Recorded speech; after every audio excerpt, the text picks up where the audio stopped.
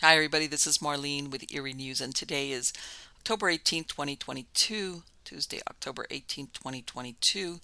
And let's get off to the races. My first article is out of Eerie.news, and it's titled "The Mystery of the Moors Murder Still Persists." This is an old case that happened in the UK back in the 60s, but like everything else, sometimes it resolution of some of the mysteries actually happened so many years afterwards. They were lovers, sadists, and serial killers. Ian Brady and Myra Hindley were predators that from 1963 to 1965 killed five young victims. The children were Pauline Reed, 16, John Kilbride, 12, Leslie Ann Downey, 10, and Edward Evans, 17. They were arrested after the death of Evans. All the victims' remains have been recovered except Keith Bennett, 12, who was taken on his way to his grandmother's house in 1964. Hindley died in 2002 and Brady in 2017. Until the end, he refused to say where the remains of Keith Bennett could be found. Throughout the years, Bennett's family held out hope they would find Keith's bones somewhere out on Saddleworth Moor in Manchester. However, his mother Winnie died in 2012 with that wish unfulfilled. Now, author Russell Edwards, an amateur sleuth, claimed he found what he believed was a makeshift grave with a skull nearby. The police have responded to the area hoping to find the grave. Supposedly, Edwards has been searching the moors for several years, especially in an area known as Eagle Rock, which was visited by Brady in 1966 after he had been arrested. On September 29th, the Greater Manchester Police confirmed that the skull of a 12-year-old was found in the same area where four other known victims had been buried. Until further testing, it cannot be confirmed as belonging to Keith Bennett. Keith was last seen on June 16, 1964, when he was staying with his grandmother. Hindley lured the child to a van by asking for some help with boxes. Of the five children taken by Brady and Hindley, four were sexually molested. The first victim, Pauline Reed, 16, was not found until 1987. John Kilbride, 16, was found in 1965, since Brady had taken a photo of the child standing on the edge of his grave. Their third victim was Keith Bennett. Next was Leslie Ann Downey, only 10 years old when she was taken from a fairground in 1964. She was strangled, but not before being forced to pose for explicit photographs. They also recorded her final moments. The 60-minute tape was played at the trial of the murderous pair. Her body was the first to be discovered as her arm was protruding from the ground. The final victim was Edward Evans, 17, who was lured to the couple's home, along with David Smith, Myra Hindley's brother-in-law. He was also 17 and forced to watch as Brady hit Edward with an axe, used a cushion to smother him, and then strangle him with an electrical cord. David was married to Myra Hindley's sister Maureen, and they were hoping he would join them. He had his own troubled past and had been groomed by the pair prior to Evans' murder. What the pair hadn't counted on was that David actually had a conscience and was horrified by what he saw they had done. Fearing for his life, he helped Brady carry Evans' body into a spare bedroom. Once he had a chance, he ran home, told his wife what happened, and called the police, describing in detail what he had witnessed. The police found Evans' body wrapped in plastic. At a Manchester train station, suitcases were found. Inside were porno photos of Leslie, as well as the recording of her murder. There was also a notebook in Brady's handwriting with notes on how to dispose of a body. The pair were convicted on May 16, 1966, of the murders of Kilbride, Downey, and Evans. They escaped execution by hanging by only a few months due to a change in the laws. Instead, they were to be imprisoned for life. In 1985, the investigation was reopened when they confessed to the murders of Pauline Reed and Keith Bennett. Myra Hindley served her sentence at Holloway Prison. She died behind bars in November 2002, aged 60, from complications following a heart attack. Her remains were cremated. A banner was left at the entrance to the crematorium which read, "Burn in Hell."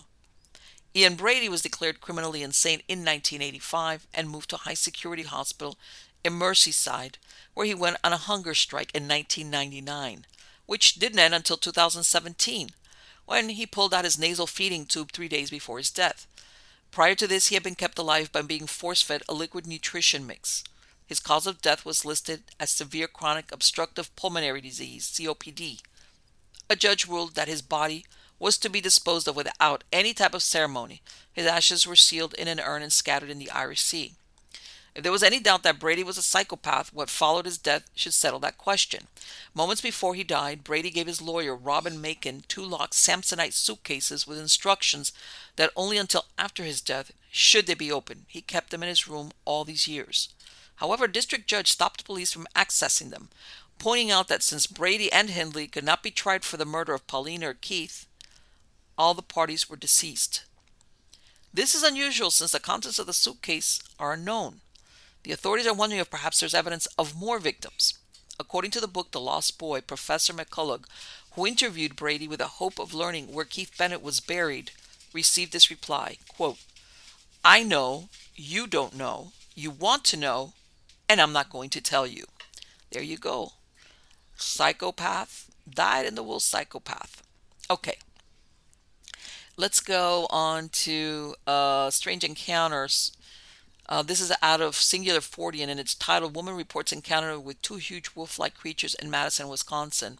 As everybody knows, Wisconsin is the state where the Beast of Bray Road originally, I believe it was in the 1980s, was reported by Linda Godfrey. That she's gone on to write several books about cryptids, but I guess this Wisconsin is cryptid central. But anyway, they were contacted by a lady who lived in Madison.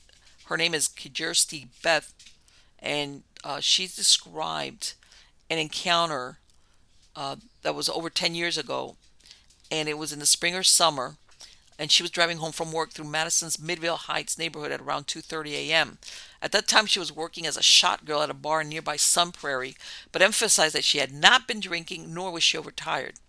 Quote, "I was on a residential street just blocks away from home, and what I saw were two huge wolf-like creatures in tandem darting across the road in front of me. I was startled and hit the brakes, but they had disappeared before I got a good look at them." Truthfully, the memory has stuck with me more than any other sighting of an animal crossing the road because it was so weird the way they appeared. It was like two dogs side by side, almost like how sled dogs are hooked up, but they were huge, bigger than a wolf, more like a bear, a solid white silver color, but their features weren't entirely there. It was closer to an outline and a shadow. It appeared almost like a projection that scanned right to left across the street in a flash. I don't remember their feet touching the ground. They didn't move normally. It was like a blip in reality, or they briefly appeared running in another dimension and bled through to the street in front of me. It didn't make sense, but it didn't really scare me. Just startled that I almost hit them, but simultaneously not afraid that even if I did hit them, they were probably just an apparition. And since I believe in this stuff anyways, I just shrugged it off as that was weird and went home. There were other cars present. There were no other cars present, and the occurrence was maybe all of 3 to 5 seconds. No other lights or remarkable weather, no forest nearby, or really any reason why two giant wolves would be roaming around. It was like a flashbulb type of projection. She went on to describe the creatures in more detail, saying they were like a bad child's drawing of a great wolf, exaggerated, lumpy features, and the size of a lion. It was like a blur or a smear, like the kid drew an outline of it and then ran hands over it, she said. But I remember my brain saying wolf, but then quickly realized it wasn't because it was so huge, like the size of a lion. Beth wasn't particularly frightened by her experience, only momentarily startled. It truly was just a weird moment, and then went home and went to sleep. Now, Beth's encounter is reminiscent of a pair of strange creatures encountered near Beloit, Wisconsin. The more recent of those took place outside of Rockton, Illinois in 2019. In that instance, a man and his wife were driving home at around 11 p.m. on August 8th, where they spotted something unrecognizable as any normal animal. This is what they described. "My wife spotted eyes reflecting light and assumed it was a normal animal, either a possum or raccoon. I saw movement and said deer, as whatever it was had longer front legs like a tall dog. Then it crossed the road in front of us, and we realized it was not a deer or any other easily recognized animal. I've grown up in rural areas and am well acquainted with various rural creatures. This was not a coyote or a fox. It had a rounded head and a flat face, no snout or muzzle. It had no obvious ears, or they were very tight against its head. Dark brown in color, almost muddy red in the car headlights. Long slim tail that curled under it as it loped across the road. It moved in a way that could only be compared to an ape or bear style of movement, as if all fours were faster but not completely necessary. My wife and I thought it moved like a gibbon. It left a bizarre impression on us both as we can't settle on a creature that we believed it could be. The chimeric creature described in that report is eerily similar to something reported by wife and husband near Beloit, Wisconsin in 2013. This sighting took place only 8 miles north of the one just described. According to what the wife said, it moved like a cat, graceful with a long flicky tail. It didn't look like a cat though, except for the head.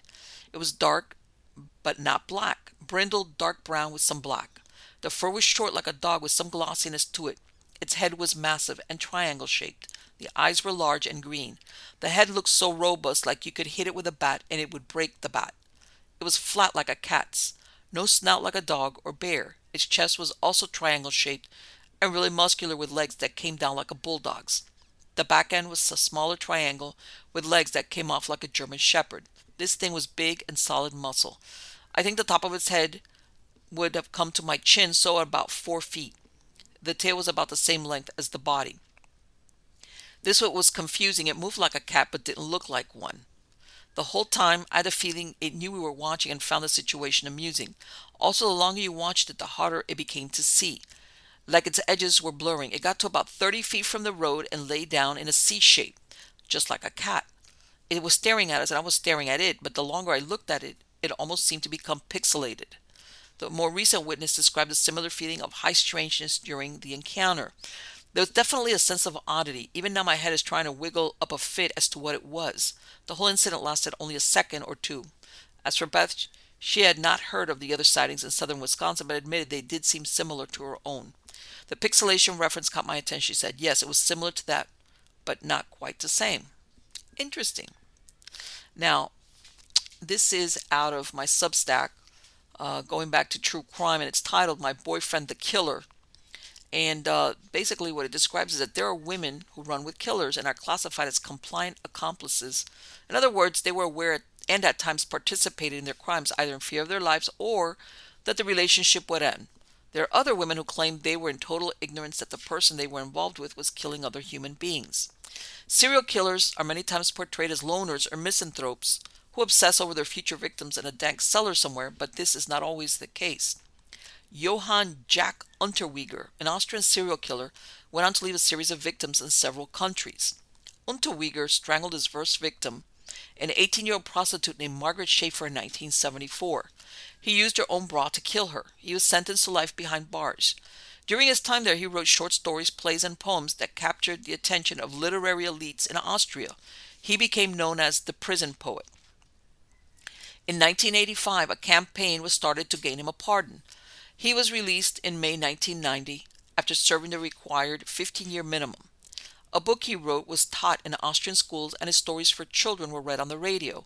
He hosted a TV program where he talked about criminal rehabilitation. Ironically, as a journalist, he covered several murder stories for which he would later be found to have been the perpetrator. When the Austrian police searched his apartment, they found photographs of their suspect posing with female police officers from LAPD. They had welcomed him as a visiting writer in 1991 and had even taken him on ride-alongs. There was also evidence that linked him to other cold cases in Austria. They had their confirmation, but they missed Unterweger, who fled to Florida with Bianca Mrak, his 18-year-old girlfriend. Unterweger, like the true psychopath that he was, gave interviews to Austrian journalists and claimed he was being framed. His girlfriend said she had gone willingly with him. Bianca, like many young modern women, was mesmerized by celebrity as an author and journalist and believed his story of being framed. It's unknown if she knew he was accused of killing several women. The U.S. Marshals caught up with them in South Beach, Florida in 1992. He ditched Bianca, and good thing he did, because when the agents reviewed his travel journal, which was kept in his room, Unterweger had considered killing his young lover. While awaiting extradition back to Austria, he said, I have wonderful relationships with women. Even after being made aware of his crimes, if she wasn't already, Mrak said, I'll stick with him no matter what happens. He is my man, and I'm his woman. In May, he was charged with 11 murders, including one in Prague and 3 in Los Angeles. He was convicted of killing 10 women in 3 countries in 1994. That night, Unterweger committed suicide by hanging himself with a rope made from shoelaces and a cord from the trousers of a tracksuit. In a parting shot, he used the same knot that was found on all his strangled victims, many which were prostitutes. Bianca would go on to tell the Austrian tabloid Kronzeitung Jack had such beautifully cared for hands. He could be very sweet with those hands. I can't imagine that he could have used those same hands to kill someone. Next killer. Liz Kendall, real name Elizabeth Klopfer, met Ted Bundy in a bar in 1969. He wooed the single mother with stories that he was writing a book and had plans to attend law school. She would go on to write The Phantom Prince in 1981, describing her 6-year-old relationship with this prolific serial killer. She described it as, "I knew when I first looked at him that he was a cut above the rest of the crowd. The way he moved projected confidence. He seemed to be in control of his world." Despite of his air of assured success, she gave him financial support. Later she learned that he killed other women while they were dating. When she caught him in lies, he turned the tables on her and made her believe she was to blame. She was compliant and believed him. Both Unterweger and Bundy manipulated their with their charms and lies. Most importantly, they presented themselves as normal and imitated behavior that would make them appear to be caring boyfriends. They understood their predation of other humans could not bleed over into their relationships because no amount of manipulation could undo the damage if it became known what they were capable of. They understood that they needed to fulfill these women's expectations in order to groom them and make them emotionally dependent on him. They didn't kill their girlfriends out of love, but because they served a purpose. Unlike TV movies or reality shows, where the villain or killer is known from the beginning, predators of both sexes make an effort to appear ordinary. They pick those who they want to seduce based on their innocence and emotional needs. In the case of Bundy, one could romanticize Bundy's reason for not killing Klopfer because he loved her. However, most probably, she served the purpose of making him appear normal to society, and if he killed her, he would be a prime suspect. There would be a good chance the murders he had committed so far would be discovered. Next killer. In 1974, John Paul Knowles, who became known as the Casanova Killer, was being hunted by the FBI. His youth was spent in foster homes, and at some point he was sent to the Dozier School for Boys. By the time he was 19, he was serving time in Florida's Rayford Prison. He struck up a long-distance correspondence relationship with Angela Kovic, a divorcee who lived in San Francisco. They became engaged after one meeting at the prison, and she paid for his attorney. Once released, he went to be with her, but she was so disturbed after his meeting that she broke off the relationship. He claimed that he murdered 3 people that same night. Chances are that by then she knew he was in prison for burglary and not drug transactions as he had first told her. Whatever her reasons, she was thoroughly spooked. Knowles returned to Jacksonville and he was arrested for stabbing a bartender in a fight. He escaped on July 26, 1974 by picking the lock of his jail cell. He went on a multi-state killing spree that lasted 4 months. His first victim was Alice Curtis, 65, whose home he broke into the night he escaped. He ransacked the home and stole her car. She died after choking to death from the gag Knowles had put in her mouth. In his taped confession, he said he had killed a girl named Alma. It wasn't until 2011 that this claim was proven to be accurate. The Georgia Bureau of Investigation matched Alma to Ima Jean Sanders, 13, who disappeared on August 1st, 1974 from Warner Robins, Georgia. Her skeleton was found in April of 1976.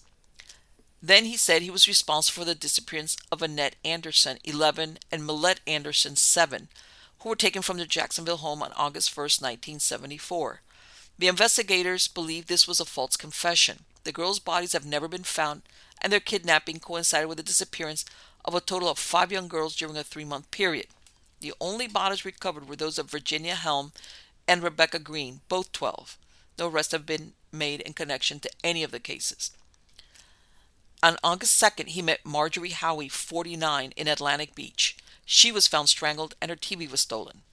3 weeks later, he broke into the home of Kathy Sue Pierce in Mesilla, Georgia. He strangled her but left her 3-year-old son unharmed. On September 3rd, 1974, William Bates, 32, was seen at the Scott's Inn, a pub near Lima, Ohio, in the company of a red-headed man. Mrs. Bates reported him missing. Near the tavern, Curtis's stolen vehicle was recovered, but Bates' car was gone. His nude body was found a month later in the woods. He'd been strangled. Knowles' next stop was Ely, Nevada. On September 18th, 1974, he shot Emmett and Lois Johnson, 2 elderly campers, at a rest stop. 4 days later, Knowles had already made it to Texas. On September 22nd, Charlene Hicks was found dead near a stop outside Seguin. This was 3 days after her family had reported her missing. She'd been raped and strangled. Within 24 hours, he rolled into Birmingham, Alabama, and met Ann Dawson, 49, a beautician. They traveled together for about a week, and she was footing the bills. He said he killed her on September 29, 1974, and threw her into the Mississippi River. She has never been found. 2 weeks later, Karen Wine and her daughter Dawn, 16, were tied up, raped, and strangled. Knowles had broken into their Marlborough, Connecticut home. The only thing missing from the home was a tape recorder. On October 18th, Doris Hosey, 53, was shot with her husband's gun, which was left by her body. This happened in Virginia. Knowles then showed up in Key West, driving William Bates' vehicle. He had picked up two hitchhikers and was stopped by police for some infraction and was given only a warning. Scared by the close call, he dropped off the couple in Miami without harming them. After this, he went to see his lawyer, Sheldon Yavitz, who suggested that he surrender, but Knowles refused. He would mail his taped confessions to Yavitz. Later, Yavitz said he never listened to the tapes, but he refused to turn them over to the police, citing attorney-client privilege. He was sent to jail for contempt of court, and for an unknown reason his wife was jailed as well. Eventually, authorities did attain them. Knowles claimed to have killed 35 people, although it is believed he killed only 18. The tapes were reviewed by a grand jury in 1975 but never released to the public. According to the Georgia Bureau of Investigation, the tapes and the transcripts were destroyed after being ruined in a flood at the federal courthouse in Macon. On November 2nd, 1974, hitchhikers Edward Hilliard and Debbie Griffin disappeared near Macon, Georgia. Hilliard's body was found in some nearby woods, and Griffin has never been found. Knowles is suspected as their killer. 4 days later, he met Carswell Carr, who lived in Milledgeville, Georgia. In one version, Carswell befriends him and invites him back to his house to spend the night. In another version, Knowles broke into the Carr home. Mrs. Carr was working a night shift. Carswell was stripped naked and stabbed almost 30 times with a pair of scissors. His daughter Mandy, 15, was strangled with a pair of stockings. Another pair of stockings was stuffed inside her mouth. Both victims had their hands tied behind their backs. He turned up in Atlanta, calling himself Lester Darrell Golden. He met Sandy Fox, a British journalist, and told her he would be the perfect subject for a book. He intrigued her enough that she spent 2 days with him after he said he would die in a year and that by then he would be famous. They parted ways on November 10th. Fox observed her new lover had difficulty during intercourse and thought him strange but considerate. She even joked that he might be a killer. The following day, he picked up Susan Mackenzie, an acquaintance of Fox, who he held at gunpoint and tried to rape. She escaped and called police. When approached by an officer, he made his escape by pulling out a sawed-off shotgun. This is when Fox realized who she had been keeping company with. She learned his real name and that he was a suspect in several murders. Fox, who did go on to write a book, surmised that her status as a potential author of his biography is what protected her. Knowles then fled to Florida and turned up in West Palm Beach, where he broke into the home of Beverly Maybe and kidnapped her sister Barbara. He left Beverly an invalid and her nephew tied up in the home. He drove 60 miles with Barbara in her car to Fort Pierce. At his insistence, they checked into a motel as a married couple. He left her alone in the room and she managed to run away from him. Knowles fled and police believed he was hiding in Jacksonville. On November 16, Trooper Charles Campbell recognized the stolen car Knowles was traveling in. Knowles overpowered Campbell and kidnapped him and another man named James Meyer. With both hostages, he drove into Georgia and ran a roadblock in Stockbridge. He wrecked the vehicle against a tree and he was forced to flee on foot. The hostages were not in the car any longer, only some of them. A task force of 200 men hunted him in a farmhouse. There he tried to take David Clark, a hunter, as hostage. However, a shotgun he had found jammed, and Clark instead held him until police arrived. Knowles initially refused to tell police where his two hostages were at. Authorities hoped they were still alive, but on November 21st they were found dead by a hunter. Knowles shot them both in the head while they were handcuffed to a tree. During a prison transfer on December 18th, he picked open his handcuffs and was shot by Agent Ron Angel after he wrecked the vehicle he was traveling in as he attempted another escape. And all of this just to become famous. And honestly, and this was around the same time that Ted Bundy was committing all these different murders. And guess what? Unless you look into him, you would never know that this guy existed, considering the amount of people he killed. Okay, let's go on to another cryptid sighting. This is also out of Singular Fortean, and it's titled "Man Reports Sighting of a Gargoyle with Little Horns on Its Head in Itasca, Illinois." This was originally came into the website Phantoms and Monsters that's run by Lon Strickler, who has had that website for many years. And this is what this supposedly took place in August in 2020. Quote, I have an experience I would like to tell you about. I did not know this site existed, and I was telling my brother about it a few weeks ago at my son's birthday party, and they were laughing at me. I live in Itasca, Illinois, and 2 years ago, in August 2020, I went out at about 9 p.m. at night and was putting something in my car. About 50 or 75 yards away, I saw something land in the street.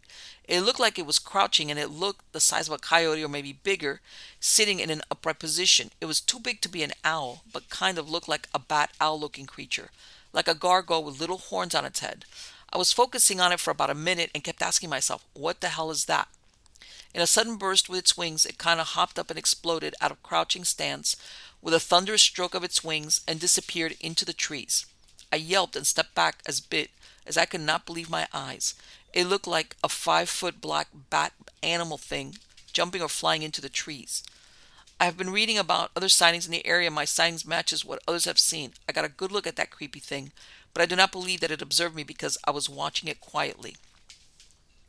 Then Strickler Lon was able to call him back, and this is what the person said, that he was quite surprised when he noticed the creature. It was crouched under a fairly bright street light and about 50 yards in front of him in his neighborhood, in the vicinity of Burn Maw and Elm Street in Itasca. This location is approximately 2 miles west of O'Hare International Airport. As he watched, it was apparent that it had bat-like wings, that the face was similar to a gargoyle's depiction with small horns on its head. The coloring was gray to black, and there was no eye color recognized. The man reportedly went on to tell Lon Strickler that the creature stood 5 to 6 feet tall in height and that the body was somewhat emaciated but defined. The arms were attached to the wide wings that spanned far off the side. It was definitely a humanoid form. He used the word explode to describe the sudden burst of energy when it took flight after just one flap of the powerful wings. The sound of the wings and ascent burst like thunder. It quickly flew into the trees and disappeared. As noted by Strickler, the sighting location is approximately 2 miles west of O'Hare International Airport, which has been the epicenter of recent winged humanoid sightings in the Lake Michigan Mothman investigation, with over a dozen sightings reports coming from the airport itself since August of 2019, and many more reported in the surrounding communities. Reports from the larger investigation have come from every state bordering Lake Michigan and date back to 1957.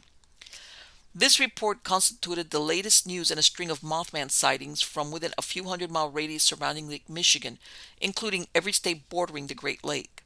These sightings ostensibly began in the spring of 2017, but more historical accounts are being reported as more people become aware of the phenomena.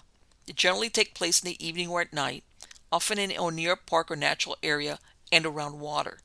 Witnesses consistently describe a large gray-brown or black bat or bird-like creature, although in a small number of cases, the creature was described as insect-like, sometimes with glowing or reflective red, yellow, green, or orange eyes, and humanoid features such as arms and legs are often reported. Some witnesses have reported feeling intense fear and an aura of evil emanating from the creature they encountered. Many of the sightings are also of something seen only briefly or are described only as a flying creature with few details, which leaves open the possibility that a misidentified large bird such as a heron or crane or some type of anomalous avian species could explain some, although certainly not all, of the encounters. A number of associated high strangeness incidents have also occurred alongside the creature sightings. These include reports to UFOs, other anomalous flying creatures, and mysterious humanoid parapsychological phenomena and bizarre events experienced by those investigating the sightings. Very interesting, because I do know that I had been following on and off, and I want to say that maybe a year or 18 months ago there was some type of report also of some humanoid type of sighting over Chernobyl, which is the nuclear plant in Russia that melted down. That there was a nuclear basically contaminated the whole area. All right, let's get back to a little bit more true crime. Let's hop between one and the other. Nothing wrong with that.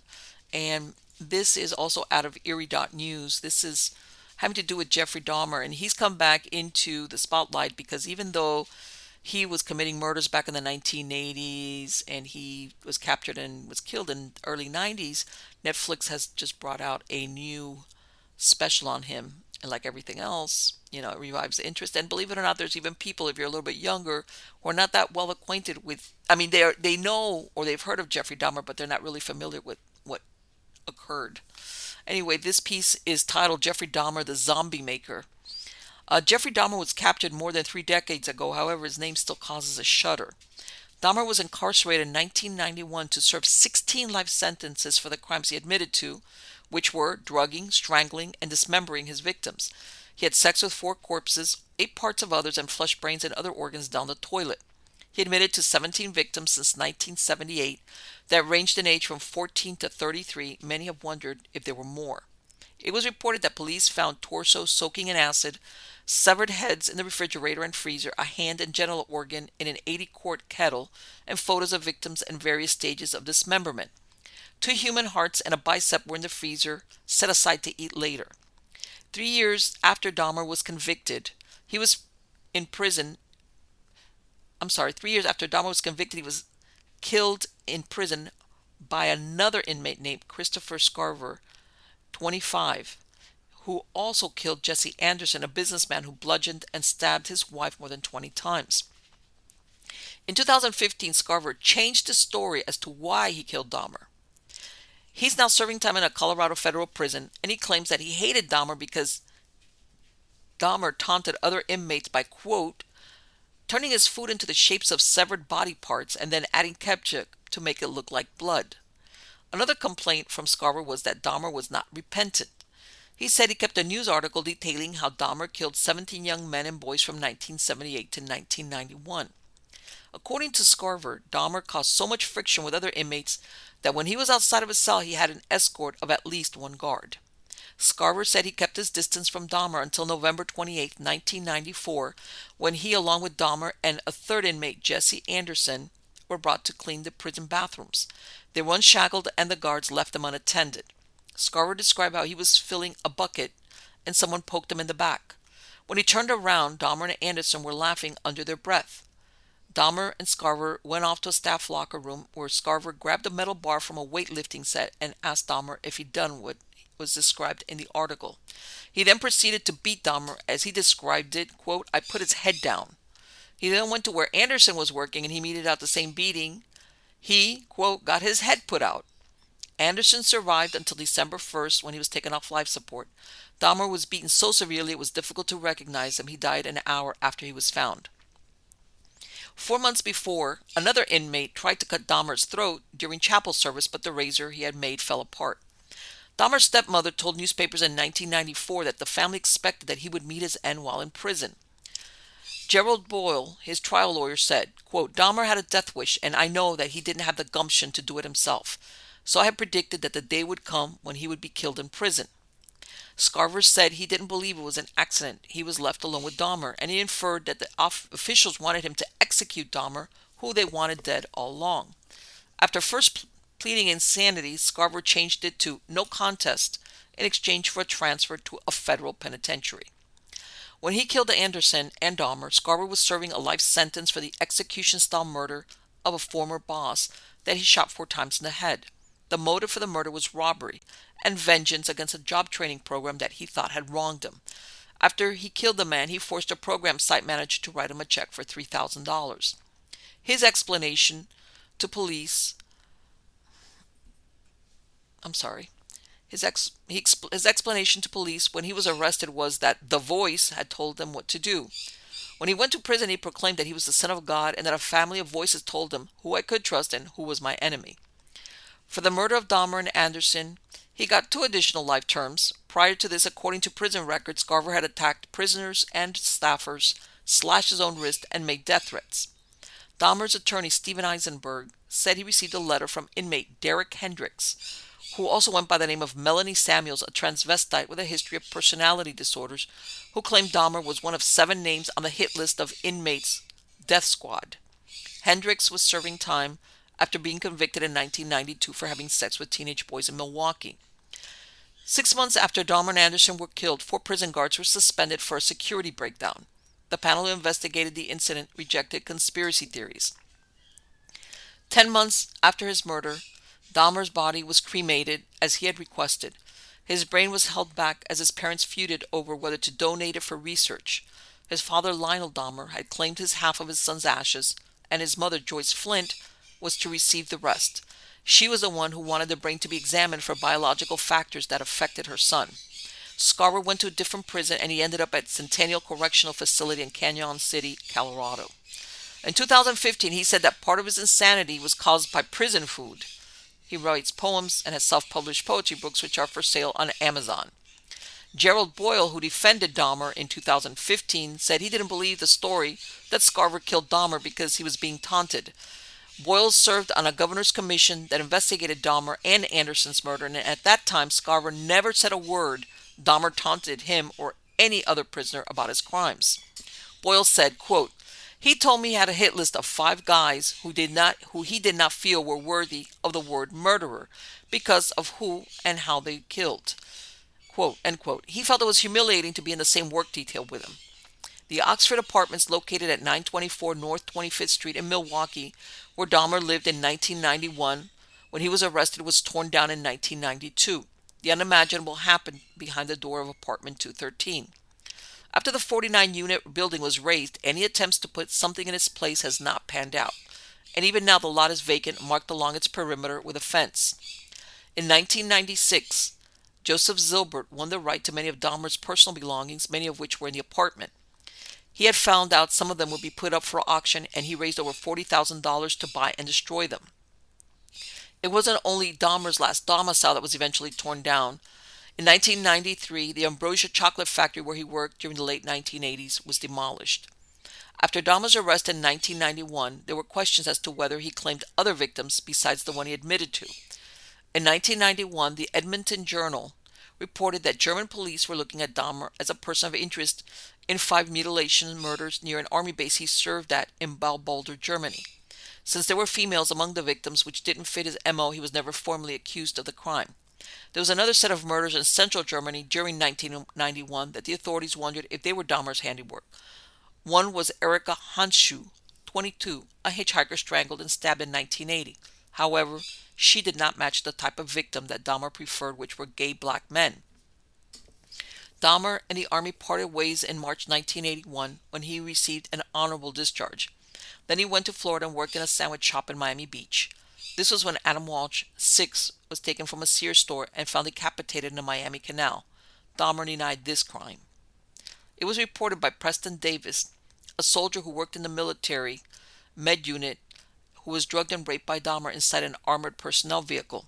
Another soldier, Billy Joe Capshaw, who was put in a room with Dahmer, also claimed he was raped. He told The Independent, "I had probably been raped 8 to 10 times. I don't know. He was tying me to the bunk with motor pool rope. He took all my clothing from me. He would either beat me before he raped me, or he would beat me after."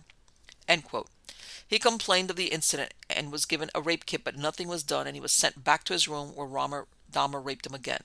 Capshaw escaped out a window. By 1991, Dahmer was averaging a victim per week.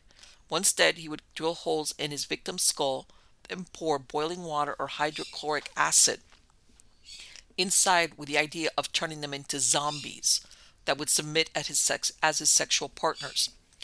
Tracy Edwards escaped from Dahmer in July of 1991 and led police to the apartment where he was almost killed. He was hailed as a hero who helped to capture the Milwaukee cannibal. He was lured to Dahmer's apartment the same as other victims, with a promise of beer or money in exchange for posing for nude photographs. The drinks would be drugged, and Dahmer would stab or strangle the men while they were unconscious. Edwards, who had absconded from his native Tupelo, Mississippi, was subsequently extradited and arrested for the sexual battery of a 14-year-old girl. Over the years, he had other charges that included theft, property damage, drug possession, and bail jumping. He'd been living on the street since 2002. In 2011, he was arrested in connection to the death of a man who was thrown from a Milwaukee bridge. He was charged with homicide but pled guilty to the reduced charge of aiding a felon. He was sentenced to a year and a half behind bars. His current whereabouts are unknown. In 2009, Chris Butler bought Jeffrey Dahmer's childhood home in Bath, Ohio, that sits on 2 acres of forested hillside. It'd been on the market for 6 months, priced below anything comparable in the area. The real estate agent is the one that told him why it had been sold all those months. Excuse me. It was disclosed that in 1978, Dahmer lured and murdered Stephen Hicks, a hitchhiker, with a promise of drugs and alcohol. He used a barbell to club Hicks after he said he wanted to leave. He strangled him and then cut up his body in the house's crawl space. Later, he scattered Hicks' bones around the yard. It wasn't until 1991 that Hicks' parents found out what their son's fate had been. Investigators found Hicks' teeth and bone fragments around the ground of the Bath property. Dahmer was 18 years old as well when he killed Hicks. This was the year his parents divorced. They left him alone in the house, taking his younger brother moved out. Butler said that those who knew where he lived would eventually ask if he had any ghosts. Roe York and Cheryl Narum approached him about gathering EVPs on the property on May 21st, which was Dahmer's birthday. Night vision camcorders and audio recorders were placed in the crawl space. Butler left for the night, and when he returned, it turned out that all the gear close to the crawl space had malfunctioned. A 2 gigabyte sound file refused to open. In the end, nothing notable was captured. The home was up for sale back in 2012 but never sold. It was listed again in April of 2014. In 2016, it was being offered for rent at $8,000 per month. I believe it hasn't been resold. And as you can tell by all these different killers, not all the time, but many times their victims are soft targets. People on the fringes of society, prostitutes, the homeless, people that they can lure back with sometimes drugs, booze, sometimes even food, which is very, very sad. Now, the next one I think it's very interesting. It deals with archaeology, and it's out of the New York Times, and it's titled "Hidden in 54 Corpses: A Revelation About Ancient Greece." And the reason why I think it's interesting, besides the archaeology, is that there's something very true that really, to the victor go the spoils, and also to the victor goes the ability to write history as you want it to be remembered. You're going to see by this article that that's exactly what happened, even when we're talking here, ancient civilizations. That, in other words, that the story you write was accepted, even if it's not reality. And for those of you who are watching the video, this is the picture that has to do with that discovery that they made in Sicily, inside their necropolis. And as you can tell, all these skeletons are lined up in a row. In other words, this was a planned burial. But anyway, here we go. Wherever there's an out-of-the-way war, there will be mercenaries, hired fighters whose only common bond may be a hunger for adventure. Some join foreign armies or rebel forces because they believe in the cause. Others sign on because the price is right. This was true in ancient Greece, although you wouldn't know it from ancient Greek historians, for whom the polis, or independent Greek city-state, symbolized the demise of kingly oppression and the rise of citizen equality and civic pride. For instance, neither Herodotus nor Diodorus Siculus mentioned mercenaries in their reports of the First Battle of Himera, a fierce struggle in 480 BC, in which the Greeks from various Sicilian cities united to beat back a Carthaginian invasion. Mercenaries were considered the antithesis of the Homeric hero. Being a wage earner had some negative connotations: avarice, corruption, shifting alliance, the downfall of civilized society, said Lori Ritzema, an anthropologist at the University of Georgia. In this light, it is unsurprising if ancient authors would choose to embellish the Greeks aspect of the battles rather than admitting they had to pay for it. But research published on Monday in the Proceedings of the National Academy of Sciences suggests that the ancestry of the troops defending Himera were not as strictly Greek as historical accounts of the time would have it. The victory was widely seen as a defining event for Greek identity, but the new study and analysis of degraded DNA from 54 corpses found in Himera's recently unearthed West Necropolis found that the communal graves were largely occupied by professional soldiers from places as far-flung as those known today as Ukraine, Latvia, and Bulgaria. The findings buttresses research published last year in which Catherine Reinberger, a bioarchaeologist at the University of Georgia, and her colleagues performed a chemical analysis of the tooth enamel of 62 fallen fighters buried near Himera's ancient battlefield. where two major clashes played out, one in 480 BC, when Himeraean forces defeated the Carthaginian general Hamilcar Mago, and a second battle 7 decades later, when Hamilcar's grandson returned for revenge, and Himera was destroyed. Dr. Reinberger's team concluded that about one-third of those who fought in the first conflict were locals, compared with three-fourths in the later battle. Dr. Reissima is a principal author on both studies. Angelos Chianoutis, a Greek historian at the Institute for Advanced Studies in Princeton, said the new study cast new light on the composition of the battles at Himera, if not on their outcomes. It's confirmed the general picture that we had from ancient sources, highlighting at the same time the role of mercenaries, he said. Mercenaries are mentioned in our evidence, but they are often hiding in plain sight. David Reich, a geneticist at Harvard whose lab generated the data, noted that their paper suggests that Greeks minimized the role for mercenaries, potentially because they wanted to project an image of their homelands being defended by heroic Greek armies of citizens and the armored spearmen known as hoplites. Presumably, armies staffed with commandos for hire would undermine this picture. The tyrants who ruled Greek Sicilian cities in the Hellenic Age recruited soldiers of fortune for territorial expansion, and in some cases because those rulers were widely unpopular with their citizenry and required bodyguards. The recruitment of mercenaries even spurred the use of coinage in Sicily to pay them, Dr. Reissima said. The Sicily of antiquity, rich in resources and strategically located, was home to both Greek and Carthaginian colonies, which for a long time coexisted amicably. But when Turilius, tyrant of Himera, was ousted by his own people in 483 BC, he called on his Carthaginian allies to help him retake the city. 3 years later, the Carthaginian general Hamilcar Mago sailed from North Africa to Himera with an expeditionary force estimated by Herodotus at more than 300,000 strong. Modern historians put the figure closer to 20,000, but cavalry and foot soldiers from two neighboring Greek Sicilian city-states, Syracuse and Agrigento, came to Himera's aid, and Hamilcar's troops were routed and his ships set ablaze. When all seemed lost, the general is said to have killed himself by leaping into a pyre. In 409 BC, Hamilcar's grandson, Hannibal Mago, returned to settle scores. This time the Greek army consisted mainly of citizens of Himera with few reinforcements. The Greeks were defeated and the city was razed. The graves and the western necropolis at Himera were discovered in 2009 during the construction of a rail line between Palermo and Messina. The site has since yielded the remains of more than 10,000 burials. To archaeologists, one of the best indicators of a mercenary, foreign or local, is burial in a communal grave. Most likely mercenaries would not have been known to the people cleaning up the battlefield and burying the casualties, Dr. Reissima said. As a result, mercenaries would have more likely been citizen soldiers to wind up in anonymous mass graves and become archaeologically invisible or less visible. The dead found in the mass graves at Himera were all adult men. According to Dr. Reissima, distinguishing the combatants from everyone else required several lines of evidence.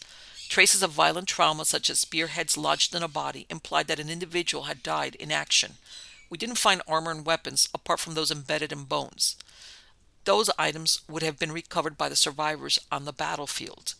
The dates of the graves, based on stratigraphy, mispronouncing it, but I understand what they're saying, in a few scattered objects closely aligned with the dates of the historically documented battles. The reason I know that what it's trying to imply is that they look at to date these burials based on the stratus as far as the soil, how far down. Then going on, it says, determining which bones were Himerian and which were Carthaginians was a matter of location. Alyssa Mitnick, a Harvard geneticist responsible for the genomic analysis, said the deliberate burial of fallen within the necropolis denoted that they were part of the Himerian army rather than the enemy. While we know nothing of the manner in which members of the Carthaginian army were buried, it was typical in Greek warfare for the victor to allow the enemy access to the battlefield to remove its dead. Chemical isotopes in the mercenaries' bones indicated that the soldiers were born far away and that their parents and grandparents were not immigrants, and the ancient genomes were sequenced and compared to all published genomes. Dr. Reich said those new genomes are closest to are from Ukraine and Latvia. Dr. Mitnick speculated the hirelings may have arrived at Himera with the army led by the tyrant Gilon of Syracuse. Diodorus wrote of 10,000 foreign colonists, whom Gilon later rewarded with citizenship, although their geographic origins are unknown. We know that many of the young men in the mass graves likely grew up outside of the Mediterranean but might have come to Sicily for the promise of citizenship or monetary rewards. Beyond highlighting the disparate genetic backgrounds of troops, the research showed that genetic ancestry informed which bodies were interred in which graves. The intentional groupings of foreigners sheds light on the internal logic of the identity of constructions of Greek colonists.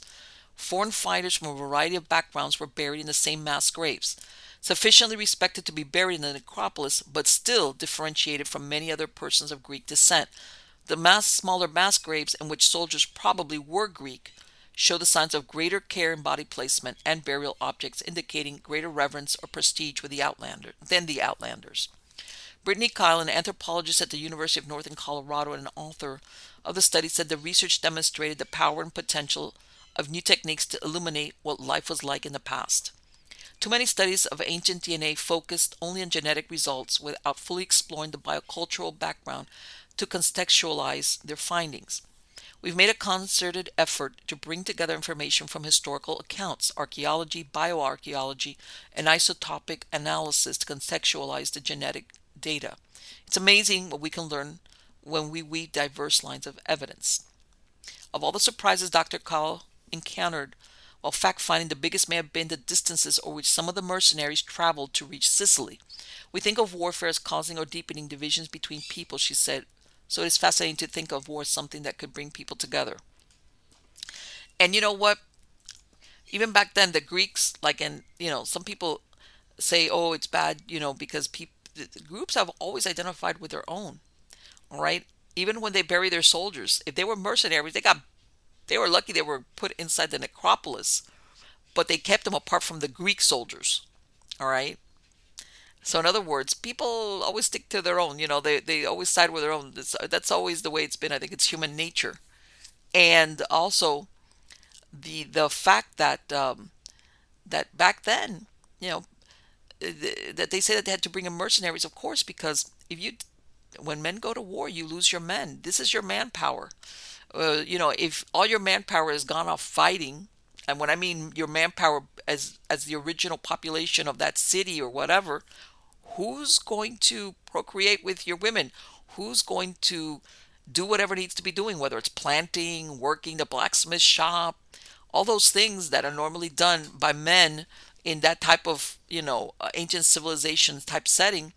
If they're all gone fighting or they're dead, what happens then to your town? It goes down. So I understand that besides reinforcing their numbers to replenish troops, of course they hired mercenaries, but it's very interesting what they point out, that they did not want Greek historians never wanted it to be known that all these wars that were being fought were not done by the citizens, but that they were bolstered by mercenary troops.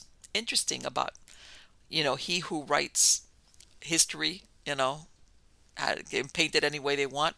So again, till next time, I will be back with a lot more interesting Eerie news. Till then.